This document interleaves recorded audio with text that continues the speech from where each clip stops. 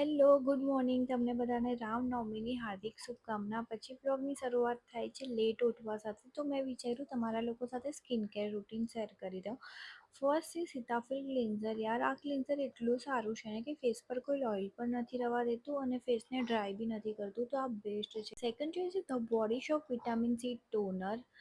આ મેં કેટલા ટાઈમથી યુઝ કરું છું અને આના રિઝલ્ટ બહુ સારા છે. પછી આવે છે the body shop vitamin C serum, અને સાચાના રિઝલ્ટ એટલા મસ્ત છે ને કે મેં એની 2 બોટલ પૂરી કરી છે. એન્ડ પછી છે the body shop vitamin C moisturiser, અને લિટરલી મેં એની 3 બોટલ પૂરી કરી છે અને એના રિઝલ્ટ અમેઝિંગ છે.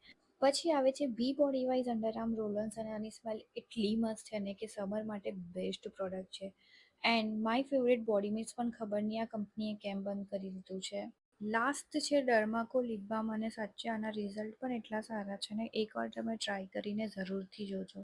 એના સાથે આજનું આપણું સ્કિન કેર રૂટીન પૂરું થાય છે અને જઈએ કિચનમાં, કેમ કે મમ્મી આજે ઊંધિયું બનાવતા હતા અને ઊંધિયું એટલું મસ્ત બનેલું ને ગાઈસ. પણ મેં આજે તમારા સાથે રેસીપી શેર નહીં કરી શકા, કેમ કે મેં કોઈ વિડીયો નહીં લીધેલા હતા ને જેટલા લીધા એ મેં તમને બતાવી દીધા છે.